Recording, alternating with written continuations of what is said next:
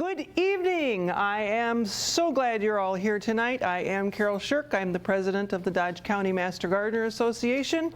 Glad that you're here for our February meeting. I would like to introduce to you our speaker.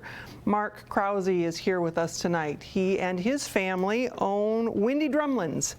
Mark is a native of Wisconsin. He spent nearly 30 years in the food industry, working for a number of companies, focusing on process improvements. But today he lives on a small farm south of Horicon. He is going to present an overview of aquaponics tonight. It's a relatively new agricultural technique. He's going to give us an explanation of what it is, how it works, some of the key characteristics, and he's going to talk to us about sustainable lifestyle along with that. Please welcome him tonight.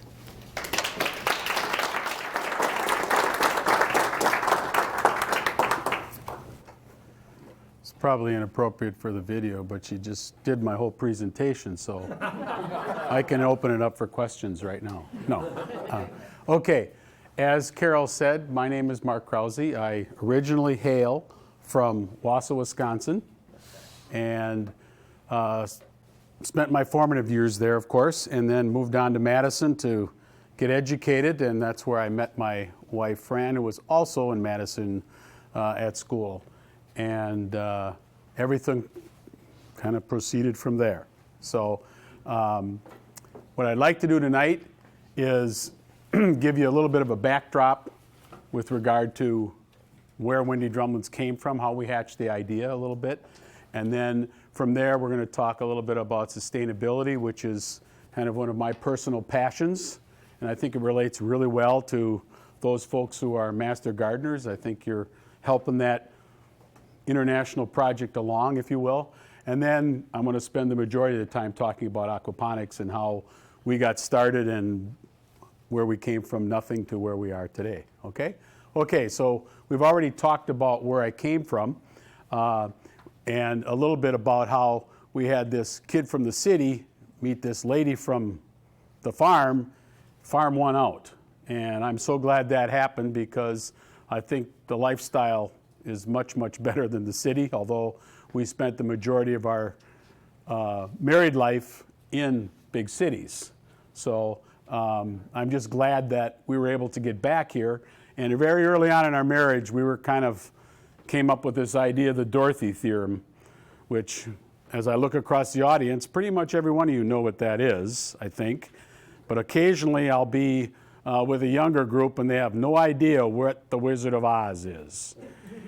And all we were trying to say to each other was, look, there is no place like home, and someday we hope to figure out a way to get back there. We spent a lot of years traveling around the world. We had a lot of opportunities overseas, particularly, I guess, warm in our hearts is Australia. We spent a long time in Australia, and that's a whole nother story, but that's a lifestyle that very much mirrors the kind of lifestyle that we're evolving out on Windy Drumlins. Certainly, for me at least, I think that the biggest change is in me. I guess I grew up in a city thinking that's, you went to a grocery store to get your groceries and that somehow they magically appeared. My wife, of course, came off of a farm and she grew all of her vegetables. So this was a very different approach, frankly. Although back then we still did have gardens. They don't have much gardens today anymore in the urban environment because there simply isn't any room. So here's the gang. It's a family operation. We had 3 children and they're in the business of having children now. And we have all the skill sets in the family to help make this happen. The idea actually for the aquaponics that we're going to talk about in a few minutes came from our son, who spends what I would say is an inordinate amount of time on the internet. And he ran across this and we got to looking at it and talking about it, and it seemed to make a lot of sense because the vision that Fran and I have is to try to live as much as we can off of the land. We have a small 80-acre piece of property that we purchased while we were still in California, and when we were able to get back here, which was about 3 years later, we began developing that piece of property. We intentionally bought what I would describe as pretty much a virgin piece of property. You can see a picture of it on the left here. It was a few, say, I think there was about 20 acres that was actually tilled, and the balance was woods and kind of swampy because we're about a mile south of Horicon, right off Highway S, for those of you who might be familiar with the area. And in fact, the name comes from where we happen to be located. We're sitting right on top of a drumlin.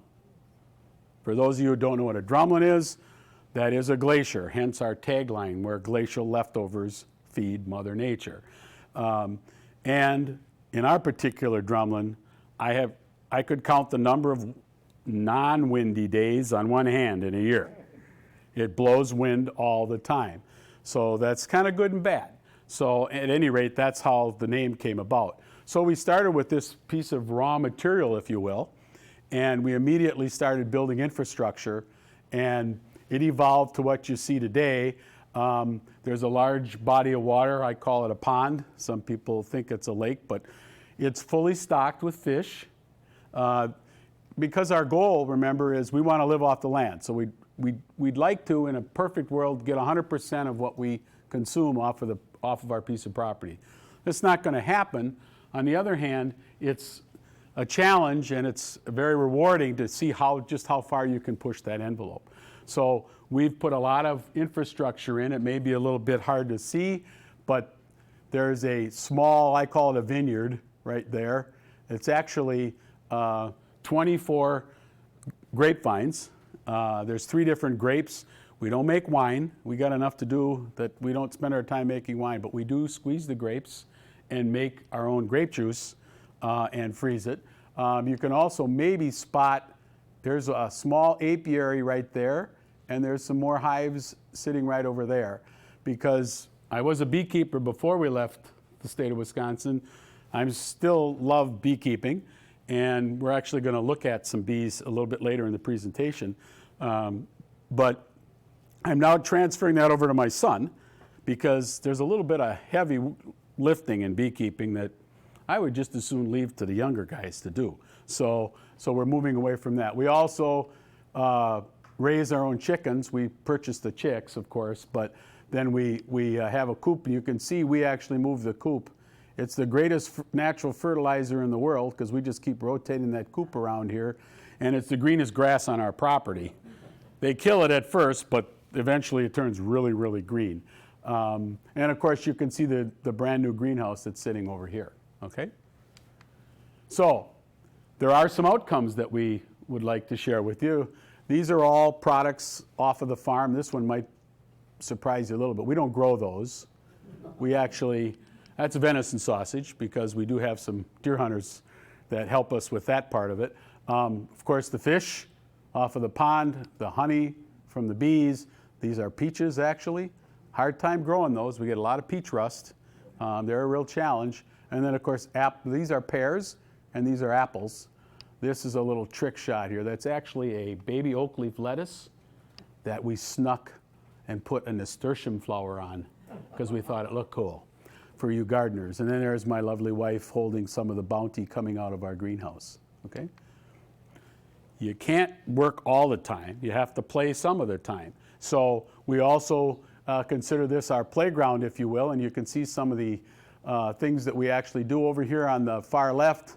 That's actually, it's family stuff. That's my wife's mother and her sister, and they were here and they were painting gourds that Fran grew on the property. So those are gourds just like here that, I don't know how long it takes. It seems like it takes over a year to dry those things out and get them ready, but we do that. And of course, because we're into this sustainability thing, there isn't much that we don't reuse.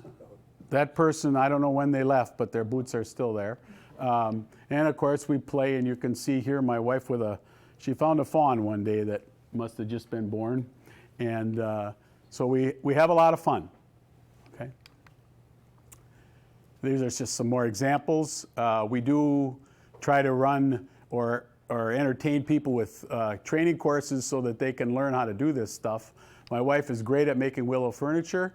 You can see some of the classmates, and this, of course, I couldn't resist putting my grandson in there.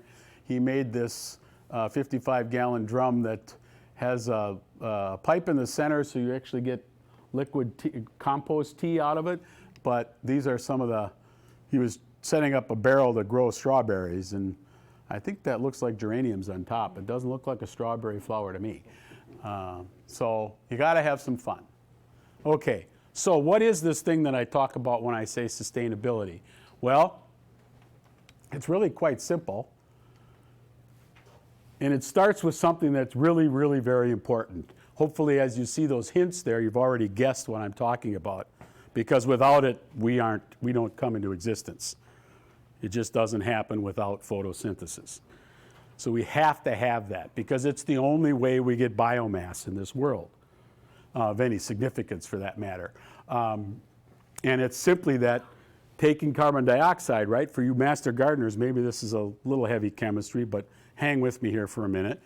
We're just trying to take the carbon out of the carbon dioxide and to build the molecules that make everything or are part of our body. That's where it comes from. Without photosynthesis, we can't, what they call, fix carbon. It doesn't get into a molecule that we can do anything with. So it's critical that we have photosynthesis. So where am I going with this? Well, there are lots of things that we do that are kind of counter to the ability of our Mother Earth to do enough photosynthesis to feed all of us. Okay? There are lots of experts out there, and they tell us that the maximum amount of Homo sapiens that we can feed on this earth is somewhere around 10 billion people. Okay? Well, the fact of the matter is there's 7.2 billion of us out there already. And they say we get about 1 billion every 10 or 12 years. So most of us in this room are going to see the day when we're right up against our ability to feed everybody. That's where aquaponics is going to, I think, be a big player in that particular activity. In the meantime, what we do need to have people do is think in terms of their personal or carbon footprint. And we don't have to reinvent ourselves here. There's all sorts of little things that we can do. But keep in mind that out of what we get credit for, because we get credits for government CO2 production as well as industry. That's all part of what they add to our personal footprint. But of that total, 75% is what you and I do personally. It's how we interact with Mother Earth. So it's important, and we can have an impact here. Because remember, if each of us only does one little thing, and my favorite is paper or plastic. Ever hear that expression before? Yes. If we say paper, and 7.2 billion people do that, that's a very much more sustainable choice than plastic. Of course, plastic is convenient. I get all that. But the reality is that plastic is not sustainable. It's just not going to be there 20 or 30 years from now. If you want to learn more about it, shrinkthatfootprint.com is one of the most entertaining websites. It's actually British, but it's a lot of fun. There's a lot of videos, and there's a lot of practical examples of what you might do. Some of these you're going to recognize. Probably, well, let me get a show of hands. How many people actually can? Lots of you, That's a wonderful thing because it impacts on a lot of levels, doesn't it? Not only are you putting it in glass, which is a much better container, you're shortening the supply chain to about as short as it can get, right? You walked out to the garden, you picked the green beans, you brought them in the house, and you turned them into dilly beans, and you put them in the root cellar or wherever you hide them. That's about as short a supply chain as I can imagine. Where I came from in my career, we had supply chains that were 15,000 miles long. That's not a very sustainable way to look at the world. And as we go forward, we're starting to get faced with the kind of pressures that mean that we really need to rethink some of the stuff. But once again, we don't have to go crazy. We just have to do a few little things. Here's a couple of examples, right? How we cook and the quality of our cookware. There's all sorts of them. This one is one of the tough ones because I have an audience here that I can see there's a lot of males in here. Males don't like greens. I'm about to show them lettuces, and they're like, who cares? The reality is it's going to be pretty important going forward that we rethink that and make sure that we're making as good a choice as we can, not only personally, because I like a steak too, but also in a larger context. And how much you can or are willing to do, I'll take anything from my own personal point of view, and Mother Earth would be quite delighted if you could do a few things.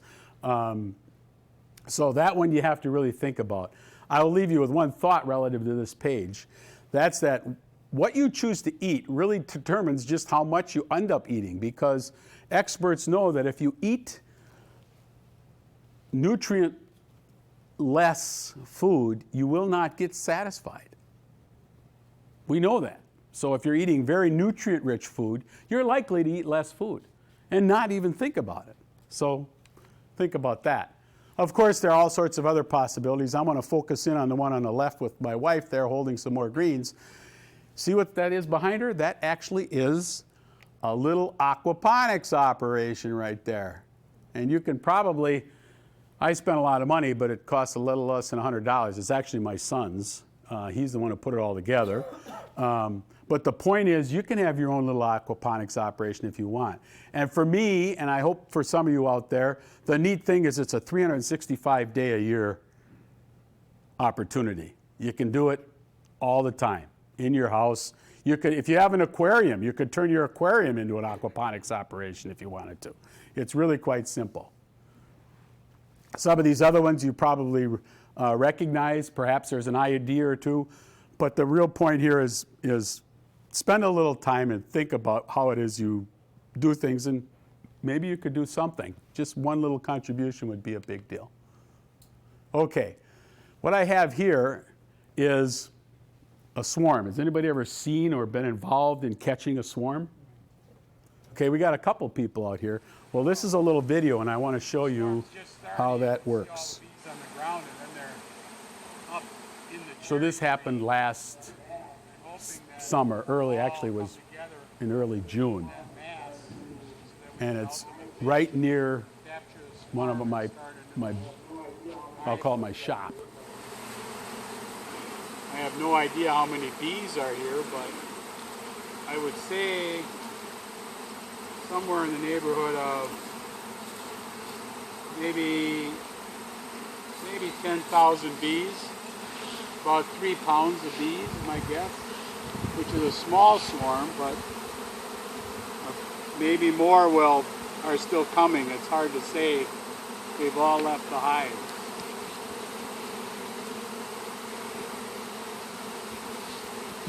They usually won't stay here more than, say, an hour, but given the time of day, if we're lucky, those bees will come together and we'll be able to catch them before sunset.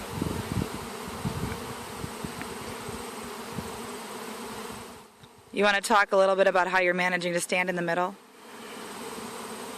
Well, a swarm is all typically, other than the scout bees, young bees. So young bees don't have a tendency to swarm. They're pretty much focused, or sting rather.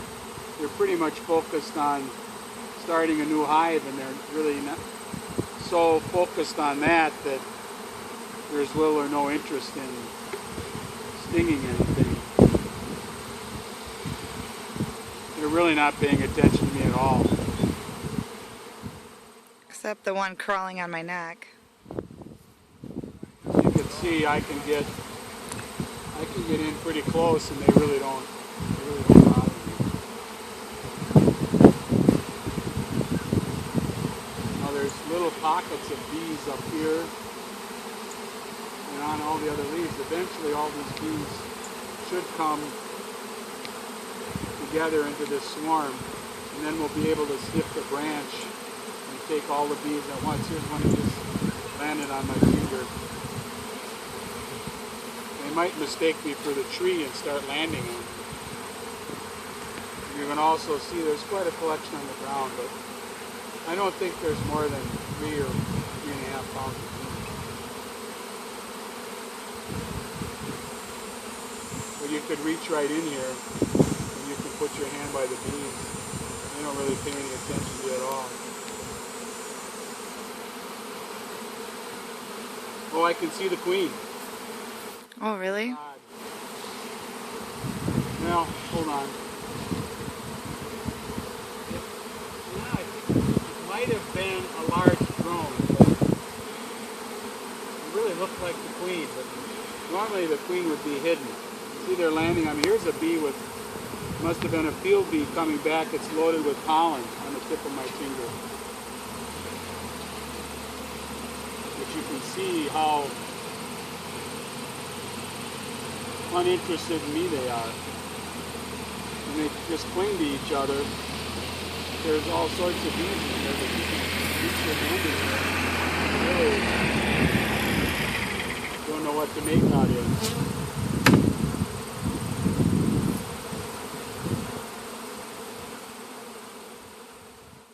So a couple of things. Of course, I was in shorts and a short sleeve shirt.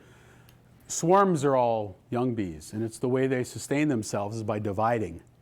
And so it's in one hand, it's kind of like reproduction, if you will. They have one hive and they split into two. They create another queen. The old queen leaves and finds a new house. The new queen gets to start making house in the existing hive. But it is a type of sustainability that is really at risk. For those of you who haven't followed it, it's kind of hard not to if you're at all in the business you're in, is the bees is a big issue for bees right now. It's quite a challenge for beekeepers, and I give all these guys a lot of credit because they lose a lot of bees and they have to replace them or they have to split them. Or there's just a lot of work to create that opportunity for the rest of the ecosystem to be sustainable, right?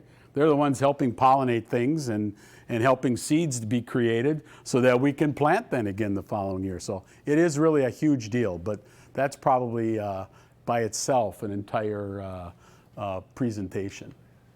Okay, so now let's get to what we really wanted to get to, and that's aquaponics, and see what exactly it is. First of all, what it is, and then I'll show you what we did, and then we'll talk a little bit about just exactly what our success has been and some of the opportunities we still have in front of us to make things even better, okay? I mentioned earlier, the biggest single reason for something like aquaponics is because we have to find better ways and more ways to grow more food for the masses. Now, it's a big debate right now just exactly how many of us can be running around on this earth without causing any more problems. But the fact of the matter is, when there were only a few 100,000 of us, Mother Earth could handle us quite well. But there's enough of us now that Mother Earth is struggling. It needs help. And so to that extent, things like aquaponics help. We'll get into some of the reasons why. Some of them we're starting to, you can see some of those in some of those bullets there. But the fact of the matter is, anyone in this room could do aquaponics. It's really not hard. It just requires a commitment to the activities necessary. And because aquaponics is the marriage between aquaculture, which is on the one hand, that's just raising fish, okay? That's those people who raise fish, farm-raised shrimp, farm-raised tilapia, farm-raised all sorts of things. In any case, that's married with hydroponics, which has been around for a very, very long time, and that's simply growing vegetables in water, okay? Pretty much anything can be grown in water, but that doesn't mean everything should be grown in water, because some things don't grow that well in an aquaponic environment. Yeah, you can grow them. I'm currently trying to grow a banana tree in our greenhouse just because I think it would be wild to say that I picked a banana in Wisconsin in January. So that's one of the reasons people do, I guess, some of those kinds of things. But the fact of the matter is, you're not going to have a banana orchard in aquaponics. In addition, there is an infrastructure necessary. So it's not simply throw some fish in a tub, throw some plants in a tub, and life is good. That isn't quite how it works. So there is some necessary infrastructure. But it's really not all that complicated. And I'll go through that in a minute. But let's just briefly talk about the history. because there are a lot of people today that would suggest to you that aquaponics is a fairly new type of agriculture. Well, it isn't so new.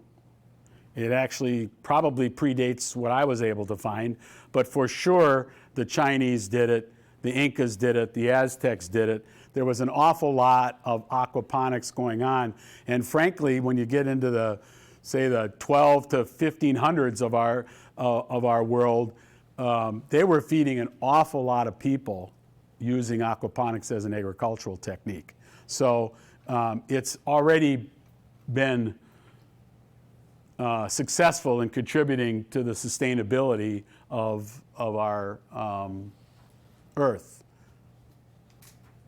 Today, there are all sorts of people involved in aquaponics, but it really got started in earnest in like late 1960s, early 70s, and actually here in the United States, which is to me a little bit ironic since the United States is already well known for its agricultural prowess. It really wasn't having trouble feeding the population. Yet we do a lot of research in this country, and this is an example of some very meaningful research that was done, and it started at the New Alchemy Institute, and since then, coming forward, in the early 1990s, then it really started to pop and resonate with people. So there was an awful lot of research done, and people argue about whether Dr. McMurtry or Dr. Ricosi is the father of modern day aquaponics, but for me, I don't think they probably care.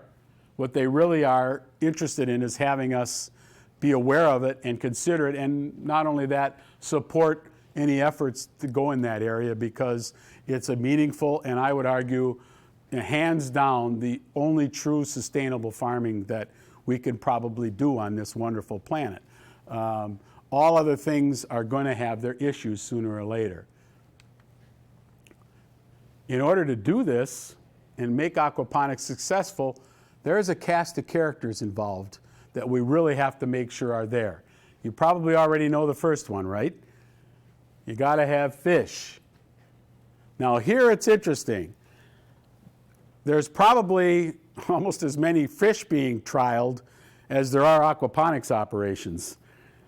But the point is almost any aquatic animal could be used to make aquaponics work. You saw on an earlier slide back in China, they started with ducks. And they used the waste from ducks to feed the fish, who fed some more fish, who then fed the rice paddies. So you can make it as simple or as complex as you'd like, and you can do it with an awful large variation of fish. That's why I said earlier, your aquarium, if you have one, could probably be used in order to generate enough fertilizer to grow some plants. So that's the first, and I don't want to say any one of these is more important than the other, because the next one, of course, that we need in an ecosystem is we got to have some bacteria. Now, by the way, these are the same bacteria that are in the soil. So there is no question that while those people who do farming in soil may take exception to those people right now that do farming in water, they're both using the same ingredients for the most part. It's just a different infrastructure, if you will, that's going on. So if we have fish and we have bacteria, I think you know what the last one is, right? The last one are the plants. They're all critical. You take any one of those out, this is a house of cards. But this is how our ecosystem on the earth is too. If you take any significant element out of our ecosystem, it's going to fall apart. So we have to be very aware, or more aware, I would argue, today than they maybe had to be even when I was a child, because, my goodness, the population has more than doubled since I was a child. So, in fact, I think it's tripled. So now there's a lot more. So now all of a sudden, the resources that we have, which are limited, have to be managed more carefully. So these three folks have to get together, because you know what? Plants don't exactly like the same environment that fish do. They don't like the same temperature. They don't like the same pH. Think of it as one likes sweet, one likes sour kind of thing.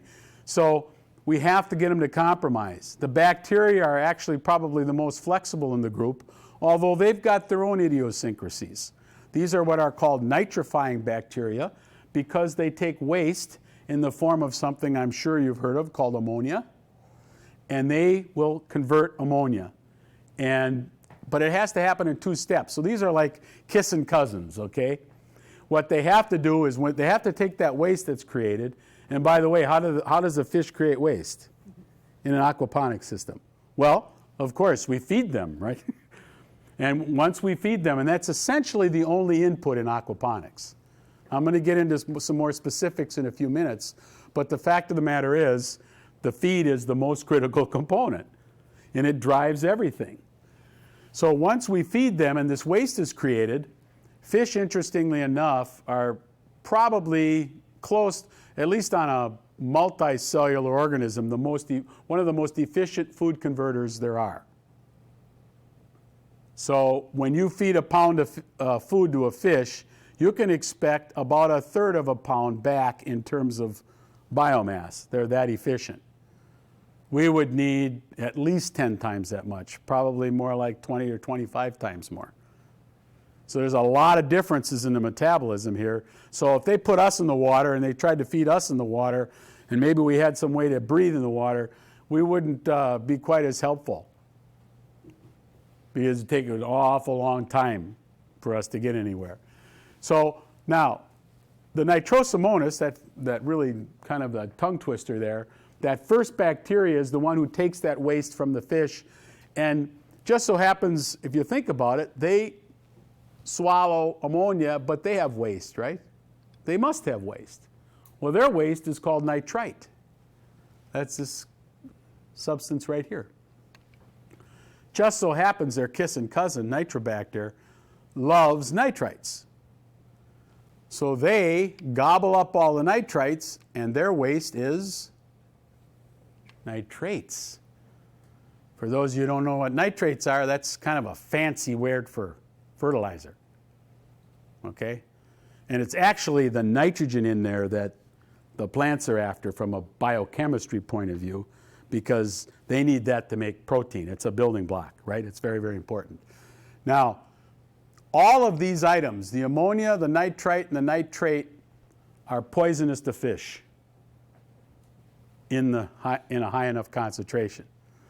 So, when you start the system, how does one get this started? Well, you put the fish in the tank, they start generating waste, but there's no bacteria yet. Well, the answer is, early on, you have to change the water until the bacteria get established. They will come. They're natural. They're all over the place. They're probably on the bottom of your shoes. Okay? But it takes them a while because they're real slow growers. Nitrifying bacteria by their very nature are slow growers. So it takes a while. It could take, in our system, which is about 12,000 gallons in size, which is about as small commercial operation you might find, we're still settling in, and we're a little over a year into it. That doesn't mean we aren't growing plants, because we are, and they're wonderful, and I've got some here that you can see on the table. But in order to get that ecosystem stabilized where you can kind of sit back and take a sigh of relief, we're just now getting there, okay? Now, each one of these guys, if you think about it, are cleaning the water for these guys, because they're creating this, and that's a problem for them as well as the fish. And so they clean it up, and they create a problem that's bad for other guys, including the fish. But the plants say, sounds good to me. So they literally clean the water. Think of the plants like filters. Now, what ends up happening in an aquaponics system that I'm going to show you in a minute is there's water is recirculating continuously. Okay? Constantly there's water going. And for those of you who might be thinking about it, boy, that could be a lot of energy. Wrong answer. I'll show you in a minute how little energy is required, because we get some free energy. And I'll explain that to you in a couple of minutes. Now, I do want to spend just a little bit, a minute or two on Rodney Dangerfield's. And that's because I happen to have, one of the degrees I have is in microbiology. So I love microbiology. And I think it's a darn shame that nobody and I mean nobody, if you go to any kind of aquaponics training, is going to talk about the Rodney Dangerfields. But they're absolutely critical, because what they do is they take all the micronutrients that plants absolutely need. You know some of them: iron, magnesium, manganese, boron, zinc, copper. The plants don't need much, but they can't just take a bite off of a chunk of iron and take it in and work with it. It's got to come through the roots. So it has to somehow be put in a form that the plants can take in and use, because there are a number of microingredients that are necessary for photosynthesis. And so if we don't have these heterotrophs running around, right here, these guys, which are natural again, and it takes time, if you don't have them, this thing is going to fall again in a heap. So we have to get all of that stuff established, okay? Now, this is the end in mind before we started our project for aquaponics. So let me just briefly take you through it. Here's the building, of course. Here's our grow beds. That's the biggest part of the building. This is what's the greenhouse here. And then this wall here separates the greenhouse from what I call the fish house, where you have your tanks. Then we have some settling tanks. They have some fancier words for them, like clarifiers, if you ever hear that word. They're just going to clarify the water, or it's like clarifying what you just said to somebody, make it clearer. That's all we're trying to do here. And then, of course, we have our packaging and our storage and sales area that we planned for before we started building. Okay, I mentioned a few minutes ago it's really kind of simple when you think of the components. What did you just see in that last graphic? You saw some fish tanks. You saw the clarifiers, or those settling tanks. This is an early picture. That's what a grow bed looks before you put the liner and the water and all the piping in there. And then you have to have the pumps. Now this particular pump is one I haven't talked about yet. I feel like a lot of information I'm giving you, you already know, but I need to tell you that we know fish need dissolved oxygen to breathe, but you know what else needs a lot of oxygen? Plants. Plants consume a great deal of oxygen in order to do their business. So when we aerate the water, we need a pretty sizable pump. This is the one that is kind of, from an energy consumption point of view, is kind of the pain in my side. That one takes a good bit of energy. Moving the water doesn't take much, and I'll explain it in a minute why. So those are my components. But before we get to the building, remember I said we were on a drumlin, and there's a lot of steep curves and things? We had to flatten things out. So we had to do a good bit of excavating. So we spent essentially, you can see we moved quite a bit of dirt here. It took 1 week from field to pad. So, meaning I now had something that I could build on, okay? So that took about a week. This is now in 2013, okay? Then we started construction. And we're going to start at 12 o'clock here, and we're going to build this building in about a minute, okay? So we first had to lay out all of our piping underground, so I wasn't stepping over it. I went to a lot of aquaponics places, and they have the piping, but it's above ground. Now, it's nice to have it above ground because you can get to it if you have a problem. But you don't usually have a problem. But you do trip on that pipe a lot when you're walking around trying to take care of things. So I decided in our design that we were going to put that underground. And I decided to go all the way and put it under concrete. But I knew I was going to need to heat in this climate. Some of the time I have to heat. So I put radiant flooring in the building. But I put it on the one side. This happens to be the fish house. It's all covered. And the greenhouse side, I only put the heating under the grow beds because I really only need the plant's feet to be warm. So I made sure that the heating elements were underneath the grow beds. So the rest is pretty, The rest is pretty straightforward here. Of course, construction, here is the fish house. Then we're starting to fill it out. You can see my fish tanks in the background here. And the clarifiers haven't been hooked up yet, and there's no piping here. That all came later. At 0 o'clock, right here in the center, I want to just spend a minute because you're going to see the greenhouse right here. Notice the radius beams? I couldn't find anybody to build those for me. I tried real hard. So we built them ourselves.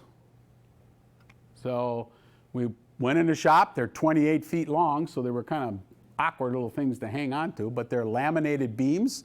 There's 6 layers in each beam, and there's 24 of them every 4 feet in this building. So we now have a building, and then I found the 7 or 8 friends, they're no longer friends, but that I had at the time, and they helped put the plastic on. Now in our case, I went with a very specialized plastic called ETFE. And they call it that because it really stands for ethylene tetrafluoroethylene. And nobody wants to say that. But it happens to be a very special chemical. It's only 100 microns thick. It's very thin, but it's really almost indestructible. You can slit it with a knife real easy, but short of that, you can literally walk on it. I haven't tried that, but I've seen videos of it because it has great memory and it's a wonderful substrate because it lets the light through better than anything else, okay? So we wrapped the building with this plastic. We built our grow beds. Now you can see the grow beds, now the liner's in, and see those cords there? That's air lines. And the end of each airline is an air diffuser like you'd have in an aquarium, only it's a lot bigger. And that's where our air gets into the water, along with into the fish tanks. We also have aeration in there, but the other aeration is all along. Every 8 feet, we have an air stone on all the grow beds, okay? Then, of course, we started filling it with water, and my wonderful wife got the project of laying all these rafts. And I brought a raft for us today for you to look at. I'll pass it around later, but this is what I call a 55 because it has 55 holes, okay? You'll never guess what a 32 has in terms of holes, okay? So she was laying out all the rafts. This was at the very beginning. This was in late October of 2014. And we then filled it with water. That was very cool. They looked like lap pools. They're all about 90 feet long, and there's 4 of them, roughly. So we actually have 326 running feet of grow beds. They're all 4 feet wide because this is a 4-foot sheet of food-grade polystyrene. That's what the plants ride in, okay? So with that, I thought you might be interested in seeing a little bit about what's actually inside. So I made a couple of really short videos and we'll be about wrapped up. Morning, guys. We're out here at the fish house this morning. I'm just checking the water temperature. It's 23 degrees Celsius. This is kind of the engine of the operation. Without this, plants won't grow. So the system's pretty simple, actually.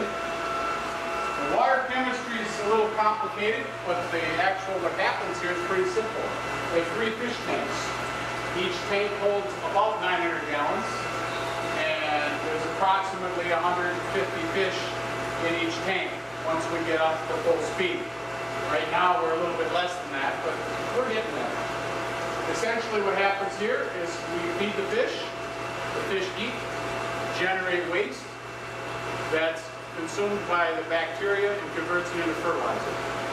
So the flow actually comes from out in the greenhouse back to the fish tanks. From the fish tanks, it comes over to these 3 clarifiers or settling tanks. The whole idea here is to settle out the solids so that it doesn't plug up the grow beds. Once the solids are settled, it simply flows by gravity through the piping out into the greenhouse. And that's it. Okay, so that's the front end. The free energy that I talked about was the gravity. Okay? It was in the video, but I probably should have mentioned to you to take a look at it, to watch for it. It's a little bitty pump and it takes 90 watts, a little less than a 100-watt bulb.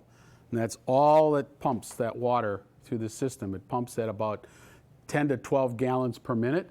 But all it has to do, if you think about it, is raise the water from the floor into the tank. From there, gravity is pushing that water through the entire system, okay? So that doesn't cost anything, hence the reason why this particular style, one of the reasons why this particular style of agriculture is so cost effective, okay? So now let's step onto the greenhouse side so you can see the greenhouse and then we can wrap up. Welcome back, guys. We're now in the greenhouse. This is where the real rubber meets the road, and we can determine very quickly how well we're doing in the fish house. On top here, we've got a group of microgreens that we actually start in the fish house and in the dark, and after about 4 or 5 days, once all the seeds have sprouted, we bring them out into the light and they shoot for the sky, so to speak, and they grow out in about 10 to 15 days actually. We have finished product that's ready for market. Down below are the grow beds. We have enough space for 5,248 holes. This is what is referred to as a hole. And in each hole is a plant or a small group of plants. Sometimes we'll plant one seed, sometimes we'll plant 2 or 3 seeds. We plant them, and once they germinate, they simply flow through the beds, and you can see that they're varying in sizes, and by the time they get down to the end, they're full grown. Right now we're about 2/3 to 3/4 full. And because of the lack of sun this winter, we've actually started installing supplemental lighting that you can see here. These are 1,000-watt fixtures that generate additional lighting in the early morning and late in the afternoon, so that we get enough photosynthetically active radiation, otherwise known as PAR, enough of that kind of energy to the plants, so that they can convert it into what you and I eat every day. So that's kind of it.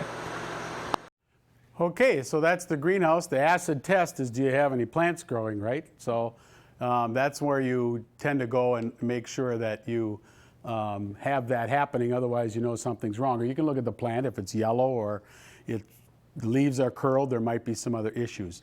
Now, I kind of lied to you a little bit. I had one last clip I just put in late today because I thought maybe you haven't seen ladybugs before, because you probably noticed on all the slides we are organically certified, so we don't use any chemicals of any kind, but we do use nature against nature. And so I thought I'd show you a clip about what ladybugs, how they come. You know, you can buy them on the internet, just like you can buy pretty much anything on the internet. It's a very short clip, but I thought you might get a kick out of it. Larva stage, I gotta go look it up. But unlike a green lacewing or something, which you may or may not have heard of, that's a little bit different bug that you buy the eggs. But the green lacewing will eat all stages of the insects that it eats. A ladybug only, I think, eats the larval stage. So if it's an adult, it's going to get to breed because the ladybug's going to leave it alone.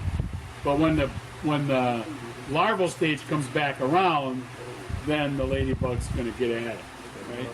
So you're already kind of going out. But, so what I do, and kind of like at church, I just like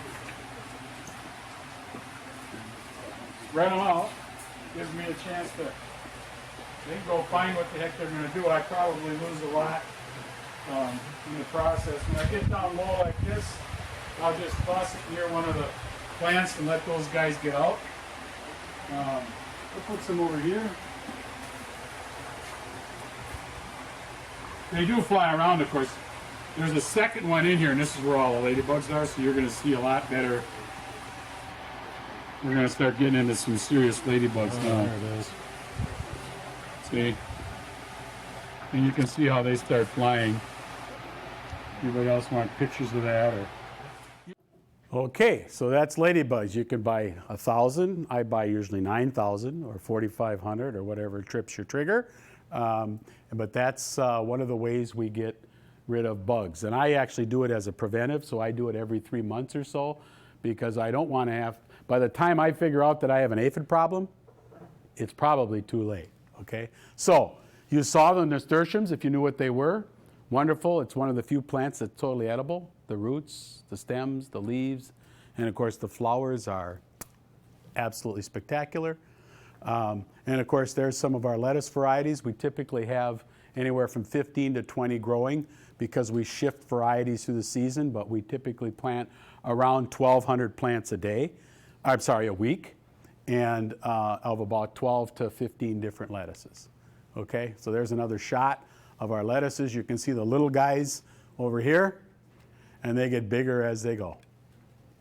So I'll be available afterwards or when we're done here to answer questions. But there are some characteristics. I think I covered them all. Aquaponics uses almost no water.